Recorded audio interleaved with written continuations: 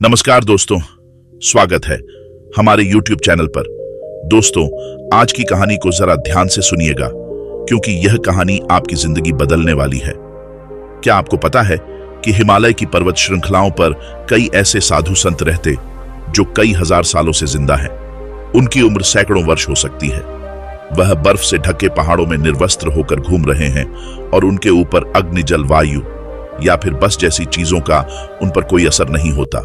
वह कठोर तप करके उन्होंने ऐसी सिद्धियां प्राप्त कर ली हैं जिससे प्रकृति के नियम उनके सामने ध्वस्त हो जाते हैं। आखिर इनके पीछे का रहस्य क्या है?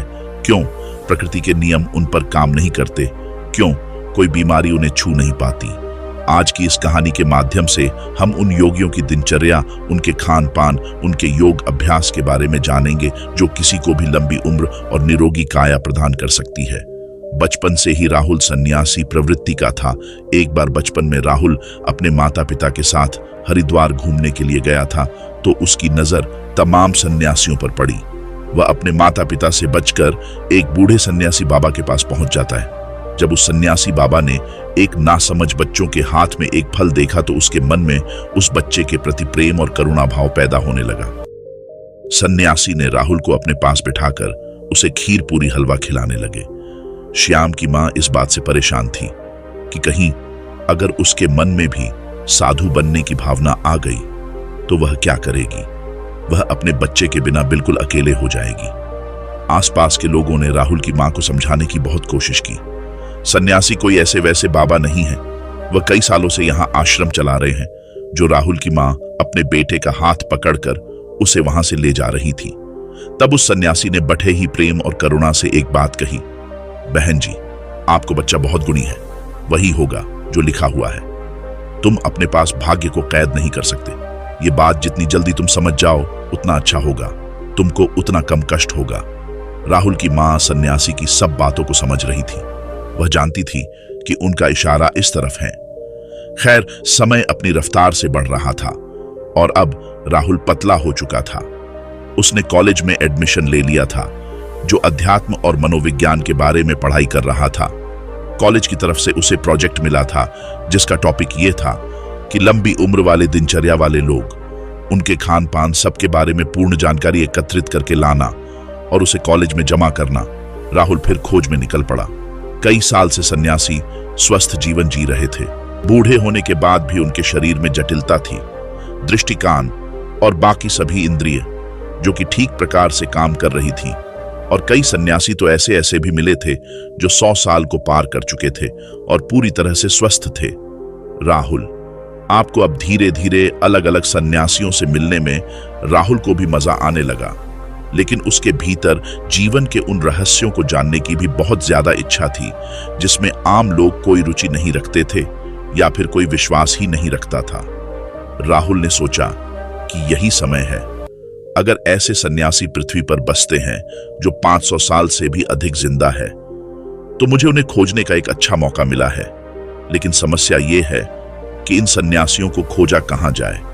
कहां ऐसे सन्यासी मिलेंगे? फिर तमाम किताबों को पढ़ने के बाद उसने एक निष्कर्ष निकाला। उसे पता चला कि ऐसे सन्यासी अगर मिलेंगे तो उसे हिमालय की चोटी पर मिलेंगे जहां पर आम इंसान जा भी नहीं सकता। लेकिन राहुल ने अपना मन पक्का कर लिया। उसने पूरा संकल्प ले लिया था, चाहे रास्ता कितना भी कठिन क्यों ना हो, वह उन दुर्गम पहाड़ियों तक, उन गुफाओं तक जरूर पहुंचेगा। अपने माता पिता को बिना बताए वो हिमालय की चोटी की तरफ निकल जाता है। युवावस्था के दिन थे और जोश भी था और किसी चीज का कोई डर भी नहीं था। और सबसे बड़ी बात है, राहुल का भाग्य था जो उसे खींचकर उन योगियों के पास ले जा रहा था। उसने उन पहाड़ियों पर चढ़ने की पूरी तैयारी कर ली थी। सर्दियों के मोटे मोटे कपड़े ले लिए थे। रास्ते के लिए खाना रख लिया था। जंगली जानवरों से बचने के लिए उसने हथियार भी अपने पास रख लिए थे। उसने टॉर्च भी रखी थी ताकि वो रात में जल्दी से जल्दी यात्रा करके वहां पहुंच सके। उसकी यात्रा में कोई बाधा ना हो। धीरे धीरे जब लोगों से पता करते हुए वो हिमालय के दुर्गम रास्तों तक पहुंचने लगा तो उसके फोन ने भी काम करना बंद कर दिया। अब उसका दुनिया से कोई संपर्क नहीं था। दुनिया से रिश्ता काटने के बाद वो अब खुद से जुड़ने के लिए लगा था। अब वो हिमालय के जंगलों से गुजरते हुए असीम आनंद की प्राप्ति कर रहा था। उसका मन करता वहीं पर रुक जाता और आगे का पता करके आगे के भाग पर निकल जाता। उसे नहीं पता था, उसे बिल्कुल भी अंदाजा नहीं था कि वह ऐसे योगी उसे कभी मिल भी पाएगा या नहीं है। लेकिन मन में इच्छा थी, पूरा विश्वास था और इसी के साथ वह अपने रास्ते में आगे बढ़ता जा रहा था। पूरी उमंग और पूरे विश्वास और पूरे जोश के साथ ऊंचे पहाड़ों पर बसे गांव को पार करते हुए वह हिमालय की कुछ जंगल में पहुंच गया था। यहाँ पर असीम सन्नाटा था, दूर दूर तक कोई आबादी या फिर कोई लोग नहीं थे। अब वह यहाँ पर अकेला था। ठंड में उसकी कंपकंपी छूट रही थी, लेकिन फिर भी उसने हार नहीं मानी। उसे पता था कि यहाँ पर आसपास जरूर कोई गुफा होगी जहां पर ऐसे ही योगी उसे जरूर मिलेंगे। और अगले ही दिन उसे बर्फ की पहाड़ी की चोटी पर दूर से एक सन्यासी ताप करता हुआ नजर आया। सन्यासी ने अपने शरीर पर कोई वस्त्र धारण नहीं किया था, बस एक नीचे छोटा सा कपड़ा लपेटे हुए थे। वो उस सन्यासी को पहाड़ी के नीचे से देख रहा था, लेकिन वो बहुत खुश हो गया। इतनी लंबी यात्रा का परिणाम मिला। वो जल्दी जल्दी अपने कदम बढ़ाते हुए उस पहाड़ी की चोटी पर पहुंचने का प्रयास करने लगा, लेकिन वहां भी एकदम भरी हुई थी, इसलिए बार बार को फिसल रहा था। सन्यासी यूं तो आंख बंद किए हुए थे, अपने ध्यान में लीन थे, लेकिन अपने मन की आंखों से को राहुल की सारी मेहनत देख रहे थे। उस पहाड़ी पर बार बार चढ़ते हुए विफल होने के कारण राहुल बहुत थक गया था और अंत में मूर्छित हो जाता है।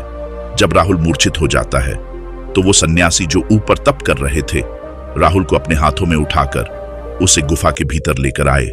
वहां पर उसके अलावा 2 और सन्यासी उपस्थित थे और राहुल मूर्छित था। उसके शरीर में बहुत थकान थी। इस सन्यासी ने पट्टी पर घोल तैयार किया और राहुल के मुंह पर कुछ बूंदे डाले। घोल जाते ही राहुल अचानक से उठ खड़ा हुआ। उसकी सारी बेहोशी, थकान सब कुछ दूर हो गया। होश में आते ही राहुल दोनों हाथ जोड़कर उन्हें प्रणाम करने लगा। वह बहुत खुश हो गया। राहुल ने उनसे कहा कि मैं धन्य हो गया कि मुझे आप जैसे दिव्य योगियों के दर्शन हो रहे हैं। मैं आपसे कुछ सवाल पूछना चाहता हूं। आप इतनी बढ़ती उम्र तक, इतने सालों तक कैसे जीवित रह सकते हैं? आपके शरीर में कभी कोई बीमारी क्यों नहीं होती है? अगर आप उस तरीका को जानते हैं तो दुनिया को वो तरीका क्यों नहीं बताते? दुनिया में बहुत से लोग बहुत दुखी हैं। लोगों को नाना प्रकार की बीमारियां हो रखी है। उम्र से पहले वह बूढ़े हो जाते हैं, उनकी मृत्यु तक होने लगी है। तो आपको यदि इसका कारण पता है तो आप लोगों को उसे ठीक करने का तरीका क्यों नहीं बताते? आप तो योगी हैं, आपको तो दुनिया की मदद करनी चाहिए। उसकी बातें सुनकर तीनों सन्यासियों ने कोई प्रतिक्रिया नहीं दी। ऐसा लग रहा था मानो उन्हें राहुल की भाषा ही समझ नहीं आ रही है। जब उसने यह महसूस किया तो उन्हें इशारों से समझाने का प्रयास किया, लेकिन इसका भी कोई फायदा नहीं हुआ। अब राहुल उनको समझा कर थक चुका था और अब शांत बैठ गया था। वह सोच रहा था कि मेरा इतना दूर आना एकदम बेकार हो गया। दर्शन तो हुए, लेकिन इन सवालों के जवाब मुझे चाहिए था, वो मुझे नहीं मिला। उसने सोचा कि इतना लंबा सफर तय करके मैं आया हूं, उनकी दिनचर्या ही है, देख लेता हूं, शायद उससे मुझे कुछ पता चल जाए। और यह सोचकर राहुल वहीं पर रहने लगा। सन्यासी एक दूसरे से बिल्कुल बात नहीं करते, एकदम मौन रहते थे। यदि किसी एक सन्यासी को दूसरे से काम होता तो वह मन ही मन एक दूसरे के मन की बात को समझ लिया करते थे। अब राहुल को बेचैनी होने लगी थी कि भला एक गुफा में चुपचाप बैठे रहना, भला यह कैसे संभव है? यह कैसा जीवन है? वो सन्यासी उस गुफा में बैठे सिर्फ योगाभ्यास करते थे, तप करते रहते थे। उनके चेहरे पर, उनकी आंखों में एक गजब का ठहराव था, एक गजब की शांति। जो भी उनके मुखमंडल की आभा को, हाव भाव को देख लोग आकर्षित हुए बिना रह नहीं सकते। राहुल ने पाया कि सन्यासी खाना बहुत कम खाते थे और जो भी बनाते थे उसे पूरे मन से बनाते थे। और सुबह मुहूर्त में उठकर ठंडे पानी से स्नान करना और सर्दियों की धूप में बस पर बैठकर ध्यान साधना करना उनका रोज का काम था। 2 दिन तक उनके अनुसार काम करने के बाद वहां रहकर ऊब चुका था। वह न तो किसी से बात कर पा रहा था और ना ही अपने मन के ख्यालों को शांत कर पा रहा था।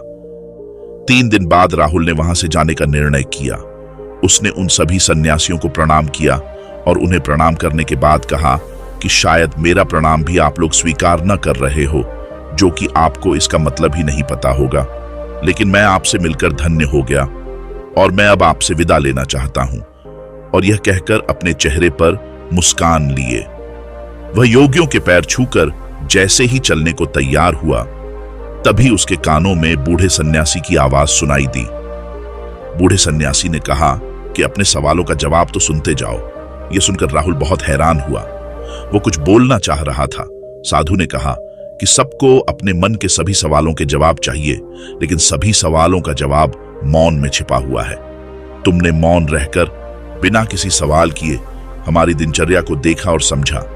अगर मैं तुम्हें यह बताने का प्रयास करता तो तुम एक काम से सुनते और दूसरे से निकाल देते, और यही तो दुनिया करती है।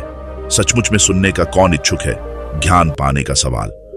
यहां पर 3 दिन तक इस दिनचर्या का पालन करने के बाद तुम्हारा मन टूट गया। मतलब तुम भी नहीं जानते हैं इन सब तरीकों को जानना। हालांकि तुम्हें पता है कि हमारे इस भोजन, इस दिनचर्या के कारण हमारा शरीर हमेशा निरोगी रहता है, हमें स्वस्थ रहता है, लेकिन तुम इसका पालन 3 दिन भी नहीं कर सकोगे। चौथे दिन में तुम वापस घर जा रहे हो। दुनिया में ऐसे बहुत कम लोग होते हैं जो मौन रहकर दूसरे के ज्ञान को खुद प्राप्त कर लेते हैं। अगर तुम मौन रहना, चुप रहना सीख जाओगे तो दूसरे की जान को प्राप्त कर सकते हो, वो भी बिना उससे पूछे। श्याम ने मुस्कुराते हुए हाथ जोड़कर महात्मा से पूछा, हे महात्मा, आप यह बताने की अनुकंपा करें कि आप कौन सा योग अभ्यास करते हैं। क्या आपकी दिनचर्या है जिसके कारण आप इतने सालों तक जीवित देखने में तो आपकी उम्र 60-70 साल लगती है, लेकिन लोगों का कहना है कि यहां पर लोग 5000 साल से जिंदा है, तो क्या यह सत्य है? सन्यासी ने मुस्कुराते हुए नादान और भोली श्याम के सिर पर हाथ फेरा और फिर राहुल को सबसे पहला तरीका बताया। उन्होंने राहुल से पूछा कि हमारे शरीर का सबसे बड़ा भोजन क्या होता है। राहुल सोच में पड़ गया। उसे कोई जवाब नहीं आया। सब सन्यासी ने उसे बताया कि हवा हमारे शरीर के लिए सबसे जरूरी भोजन होता है। हवा हम 24 घंटे खाते रहते हैं और हवा हमारे शरीर के लिए सबसे ज्यादा महत्वपूर्ण होती है। लेकिन आजकल के समय में पूरी हवा प्रदूषित हो चुकी है। इसलिए जो प्रदूषण से भरी हवा तुम्हारे शरीर में जा रही है, वही तुम्हारे शरीर में बीमारियों को जन्म दे रही है। इसलिए यदि तुम घर पर ऐसे कमरे में रहते हो जहां पर हवा का आना जाना कम होता है, जैसे कि एयर कंडीशनर वाले रूप में होता है, उसमें ताजी हवा आना जाना भी नहीं हो पाता। इसलिए तुम्हें अपने कमरे में ऐसे पौधे लगाने चाहिए जो 24 घंटे हवा यानी कि सीजन देते हैं। छोटे छोटे बेल को किसी बोतल में डालकर अपने कमरे में रख सकते हो, जो तुम्हें 24 घंटे ऑक्सीजन देंगे। लोग यह भी भूल जाते हैं कि जी सांस को ले रहे हैं कितना शुद्ध है वो, इसका वो कभी आकलन ही नहीं कर रहे हैं। यदि वो लोग तो कभी सोच पाए तो शायद प्रदूषण से मुक्त दुनिया हो पाए, हमारी पृथ्वी स्वर्ग हो सकती है। दूसरा जरूरी बात होता है खान पान। अधिकतर लोग ज्यादातर समय खाते रहते हैं, लेकिन हमारा शरीर भी एक यंत्र होता है और यंत्र को भी काम करने के लिए आराम चाहिए होता है। इसलिए हर समय खाते ही नहीं रहना चाहिए। कभी भी पूरा पेट भरकर नहीं खाना चाहिए।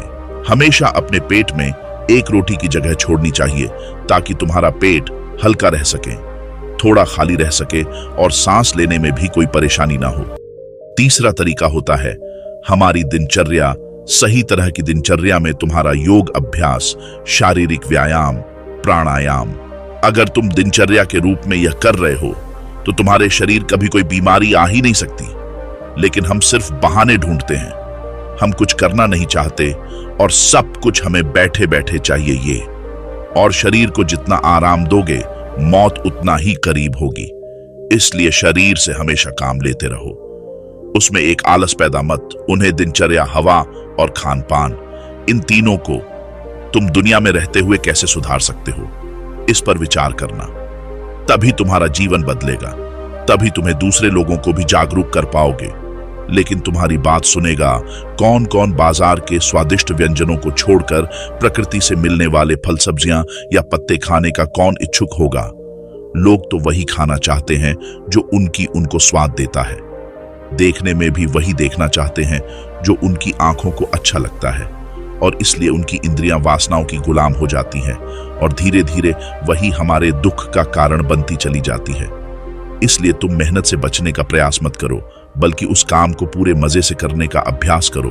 तब तुम्हारी इंद्रियां आजाद हो जाएंगी और उसके बाद तुम्हारा मन भी एकदम खाली हो जाएगा, वो भी आजाद हो जाएगा। दोस्तों, वीडियो लाइक करके, चैनल सब्सक्राइब करके, कमेंट में नमो बुद्धाय लिखना मत भूलना।